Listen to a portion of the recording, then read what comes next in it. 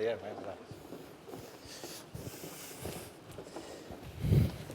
thank you. So this is the Nature of Cities panel, and one of there are two organizing principles of the Nature of Cities initiative. And the first is that urban nature, that is green spaces, blue spaces, and their design and integration into cities are key to resilience, sustainability, and livability. And the second is that to discuss this first principle, we want all voices and multiple disciplines involved in a conversation. And today we have a collection of very diverse people over two panels to talk about these ideas. And so the first is the nature of cities. And we have four people here. Marielle Anzelone, who is an urban ecologist from here in New York, whose work centers around connecting people to the urban nature that is all around them right now, and especially native species. We have Richard Scott from Liverpool, who has an organization called Landlife, and he creates and restores landscapes and meadows and other ecologies for, and most importantly, with the communities that live there. Timon McPhearson, his work is motivated by the astounding innovation in cities, but also by the recognition that we still have a great inequality in access to the benefits of nature, but we have the resources to address those inequities. And P.K. Das, an architect activist from Mumbai, and mapping for him is a socio-political act. It's an effective participatory and democratic tool that strengthens people's movements for justice, access, and equality. So let's dive into some questions for each of you. So Marielle, you first. The major theme or signature in your work is connecting people to urban nature, and particularly native species. And Wildflower Week, which you created, is just one example. How do such efforts add up to a better New York, one that's more sustainable, resilient, and livable? And what does New York need to do better? That's a good question. First, I want to say how excited I am to be here talking. I know there are a lot of urban planners and designers in the audience, and I think if you don't have an ecologist in your life, you should get one. We're a lot of fun, but also I think this is a really critical dialogue, and we need to really build this out and do more of this. So in terms of what New York City can do better, I think we define New York City badly, because when we think of New York City, we think about it as taxi cabs, the Empire State Building, and Jay-Z. So it's this idea that, truly, it's this idea that cities are all hardscapes and humans, and no city more so than New York City. So from a conservation perspective, that is just incredibly challenging hurdle to overcome. So I think we need to think differently about how we define New York City. And it might surprise you to know that New York City has more forest, marshes, and meadows than any other city in North America. But this nature in the five boroughs is mostly overlooked and ignored. And here's a really good case in point. You can see the slide above me. That's an op-ed that I wrote, and it had beautiful illustrations, not done by me, that illustrate plants that are now extinct in New York City. They're no longer here. And I think it relates back to how we define the city. So another example is Torrey's mountain mint. And I know this is a wildflower that none of you have heard of. And it's not your fault. This globally rare wildflower was found in 2003 in Staten Island. And there are only 20 known populations of it in the entire world. And one was in New York City. And to me, this should be like, wow, mind blown. But instead, the city owned the property, and instead of preserving it as a park and honoring our natural heritage, the site was turned into a strip of big box stores. The plant still exists there today. It's a small population, but instead of surrounded by forest, it lives in a sad, garbage-filled strip. Its numbers are dwindling, and it's surrounded by a giant parking lot. So someone earlier was talking about forests and saving tropical rainforests. We need to save forests in New York City. So we need to think more expansively about how we see New York City. And so the Torrey mountain mint made me sad, as you can imagine, being a botanist. So I started something called New York City Wildflower Week, which David mentioned earlier. And basically, it's free programming in the five boroughs. It's education and outreach to get people excited about nature in the city, to try to build a constituency for the pockets of natural areas throughout the city. And it's important to know that even though some areas are called parks, they're still not protected. So you should know that. So then moving forward, New York City Wildflower Week, we have our big signature event every May. I'd love to see all of you there. It's free, it's in all 5 boroughs. And education pieces, I do also write for the Times, as I mentioned there. And still, every time an op-ed comes out, or one of the pieces that a series I did in the Metro section, I get emails or people writing to me saying, I didn't know that. I didn't know there was nature in New York City. And these are like New Yorkers, you know? And I think that's sad. I think it's sad that a world-class city doesn't embrace and celebrate its natural heritage. And I think that there's more we can do. So where I'd like to start is by reinventing the street tree. Think of a street tree, it's kind of sad, right? Off to the side, it's just sort of like, you know, street infrastructure, or no one thinks of it even as alive. So, but what if we took that singular tree and made it into a natural community by surrounding it with native ferns and shrubs and wildflowers? And now imagine if we took 20 of those communities and we packed them into shipping containers and we snuck them into Times Square in the middle of the night. Next slide.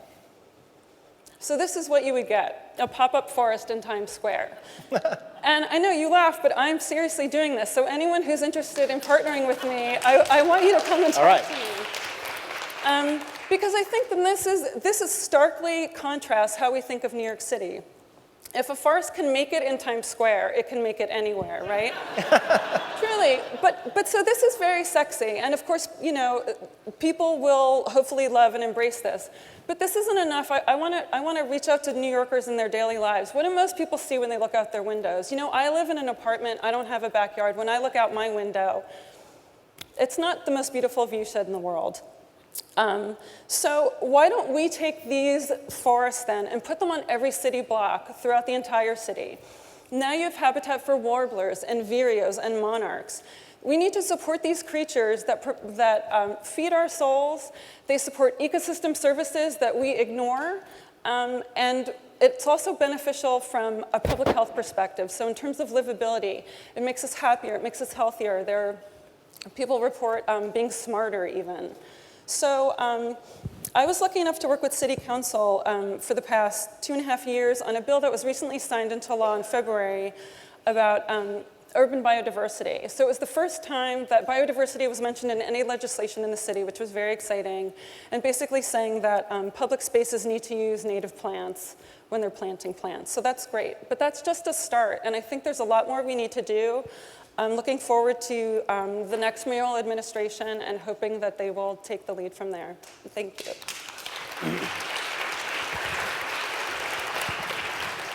Thank you, Marielle. And Richard from Liverpool is doing some of those very things in Liverpool. Richard, you and your organization have planted many, many acres of wildflowers and meadows in Liverpool. How do you describe the value of this work, specifically in terms of the sustainability and livability of, and how do you know that you're making progress? Okay, first of all, it's interesting because I come from the prairies. I come from Wisconsin, and last week I was in Aldo Leopold's shack. So there's a real contrast to this outside, but it's this idea of an ethic and value. And I think the extraordinary thing in our experience, it's William Helmreich said yesterday about the importance of the journey rather than the destination. And our experience is really picking people up on the journey. You can do some marvelous, incredible things. When we started doing projects in Liverpool, and we come much more from a social background in terms of an organization with housing, setting up housing co-ops, community centre, and then it was how do you change the landscape outside? Well, you can do the best. You can apply the best science and create some incredible spaces, but you have to take people along the journey. So the value is really in terms of recognition. There's an awful lot of nature reserves, certainly in England and everywhere in the world, which are becoming more and more isolated because people can't find them. Mm-hmm. You know, we're the lucky ecologists, we know where to go. But I think the exciting thing about the city and this term of value is we can tell and make these exciting places and make it easier for the natural world to be valued in a bigger picture. Mm. So that's where the urban ecology thing's exciting, I think. We believe in kind of a Trojan mouse philosophy. I think that's the key. We believe in being educated by accident, so it's groups like yours in terms of architects and all this kind of civic thing, rather than just being ecologists or architects. And we pick up other people's values as much as our own. I think it's the conversations, it's the eye contact. That's where we've had the most fun. And hopefully from the slide you can see it is about fun in terms of this idea of making people sing, and we can't. They can't do that unless they experience it themselves. So in terms of our work and doing projects in Liverpool, it's about people taking ownership and being, it's that kind of civic pride that comes from that. It's that we don't own it, and it's the ripple effects that come beyond. The tortoise and the hare, it's the incremental. I think the tortoise and hare is one of the best fables ever. And the tortoise can run with the hare, and I think it'll always win in the end. We used to doing projects on very, very little money. It is about how you play your hand and use your resources. And that's, I think, where we've had the most excitement of getting the best from very little. Yeah, that's exciting. That's exciting. Timon, you, New Yorker, you've done remarkable work in New York around research on vacant lots. And there are a lot of vacant lots in New York, 30,000 vacant lots in New York that add up to about 8,000 acres. And you've also been discovering what's going on in those vacant lots. Lots of stuff, as it turns out. Many or most cities experience a similar kind of thing. How can we, and I've heard you talk about the potential of vacant lots, how do we unlock that potential? Well, when I first started looking at vacant lots, the first thing I was struck by was what you mentioned, the vast number of vacant lots that we have. And so what I wanted to just spend a couple minutes talking about is what maybe we can do with these kinds of spaces. So as you mentioned, there's thousands of acres of these in the city. And we undertook a study to look at these a little bit to try to understand what is the potential benefits that could be happening in these places. The sort of second thing I was struck by when I looked at this, aside from the vast number of them, is that they are already being used by city residents. And so they're not actually vacant. We call them vacant lots, but actually they're not vacant in the sense of unused. Now, a third of the ones in New York City are unused in this sense, but the other 2/3 are being used by urban residents in a variety of ways, as informal parking lots, as play spaces, as community gardens, or as junkyards. And what I think is really kind of remarkable there is the kinds of social benefits, and in the case of the unused, in terms of habitat for biodiversity, the ecological benefits that vacant lots are already providing us. Now, it's kind of interesting in New York because it's an incredibly dense city, and so we have a lot of challenges really to think about where you might put a new amenity, a new community amenity, like say a new park. But staring us in the face are thousands and thousands of opportunities for pocket parks and gardens and green infrastructure that we can use to do a lot of things. For example, we could think about how these places could be transformed to meet certain kinds of needs that communities have in places that are potentially underserved by these green spaces. So when people think about vacant lots, a lot of times they think about them as these sort of crime-ridden, trash-ridden, low-value places that sort of a drag on real estate values. When I think about vacant lots, I think of them as having the potential to be the opposite, of having the potential to provide all kinds of sort of social benefits to the neighborhood, being able to create new opportunities for resilience and livability in those neighborhoods. Particularly if you think about it from a sort of green infrastructure perspective, because there you can also see that these places could start performing some of the functions that we need them to perform in terms of stormwater absorption and air pollution and climate regulation, and at the same time provide new opportunities for recreation, for contemplation, for a place for neighborhood meetup locations. So these complicated slides, and I'm a scientist, so I need help from the designers in this room. But on the left, you see sort of an example of a systems approach to thinking about how we can do more than just meet the goal of providing new green space in the city, but actually do it in a way that also helps us address social equity issues. Right? So my goals are, as an ecologist, the first thing I think about is what's the ecological functioning of this place? What are the species in this place? But I'm interested in thinking how can we get outside of that boundary to also think about what does the community want out of a space?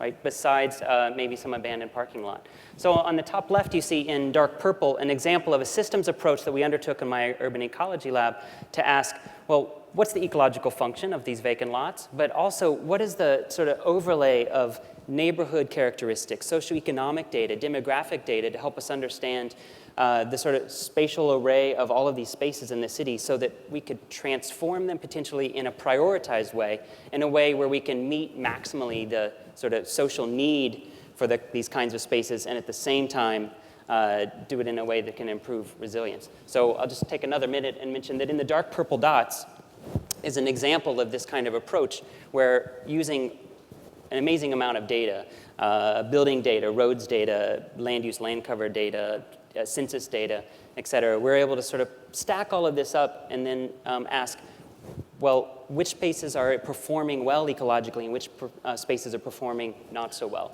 And which spaces are in poor neighborhoods, low-income neighborhoods, neighborhoods that have very low amounts of green space? Because this gets to your point about potential, unlocking the potential. Well, in the dark purple in Brooklyn and the South Bronx, those turn out to be the hot spots for where low-income people that have very little amount of green space, but that live in very high density, have a bunch of vacant lots that also at the same time are ecologically poor.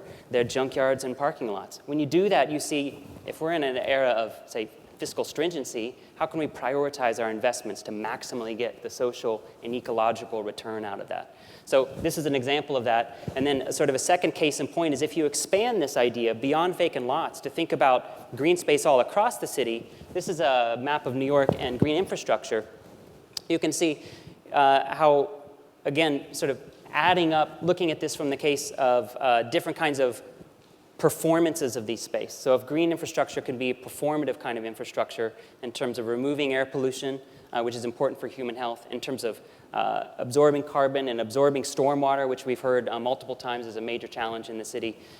Not all green space is the same. Some green space is doing this well for us and other spaces are not. So in the sort of light green colored on the left there, you can see those are the spaces that we would prioritize as spaces that target our investment dollars so we can maximally get the sort of ecological and social return out of it. And I think in that way we have a chance to really revitalize communities, make them more beautiful, make them more livable, lower their heat load, but at the same time do it in a way where we're meeting these social equity concerns, where we're doing it in the places that have the most need and target it that way. Thank you. Very exciting. Great.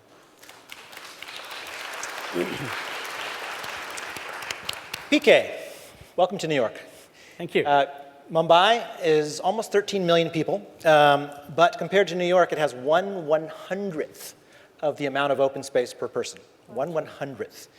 Now, for you, mapping social data has been key. In fact, your Open Mumbai project has two meanings. One, Open Mumbai in the sense of open space, but also open information. And so give us a key example of how this idea of open information has helped you create more open space in Mumbai. Well, actually, it sounded like a joke to me when he said New York is a dense city. Coming from Mumbai. Well, actually, mapping is an interesting process, as you explained in the beginning. You see, we've been experiencing the kind of, with the growth of the city and cities in India, there's been a constant shrinking of public spaces.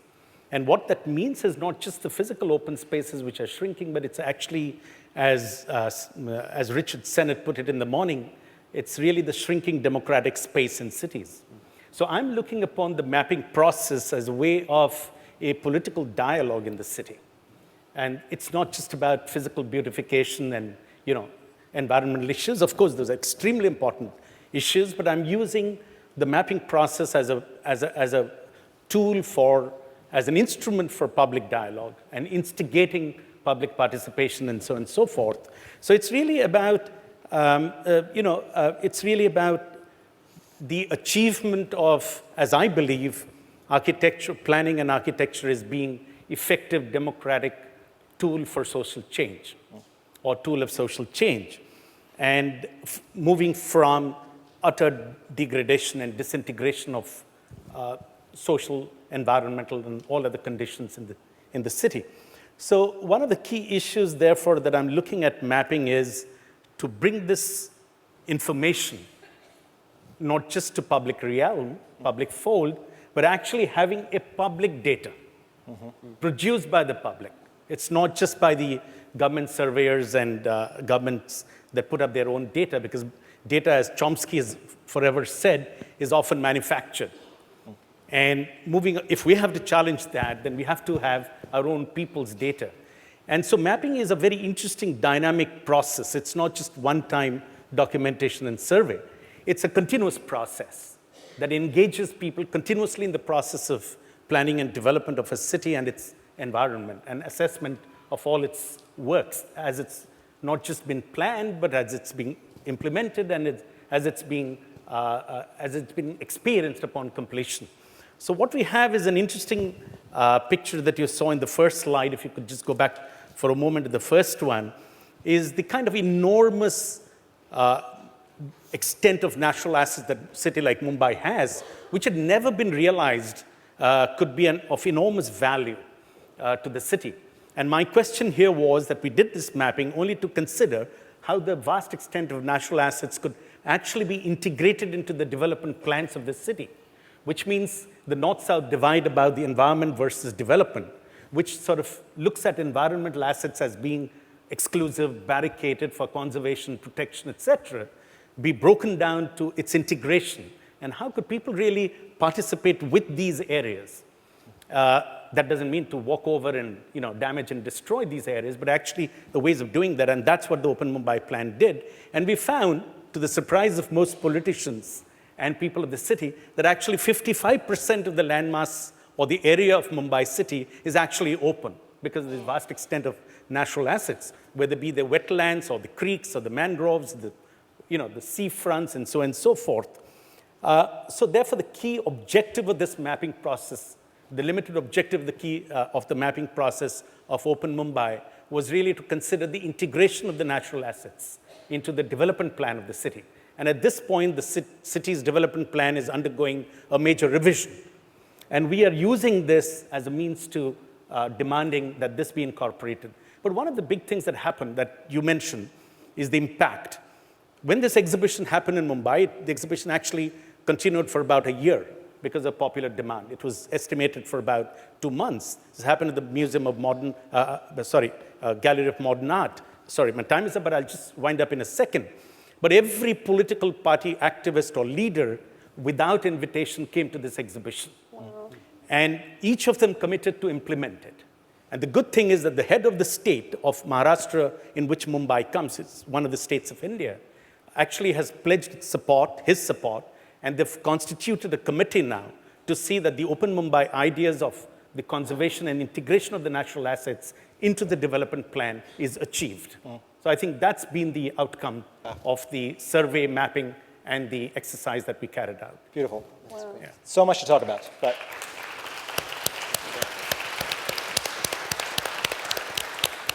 thank you. That's the end of our session for Nature of Cities. But we want to invite Vin up to the stage for a second because Richard has brought a gift from the United Kingdom.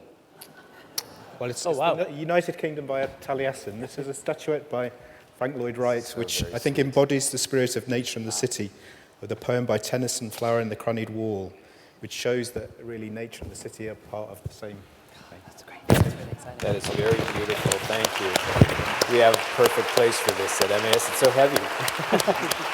That's really very sweet and very beautiful. Thank you. Thank you so much, each of you. Thank you so much for this.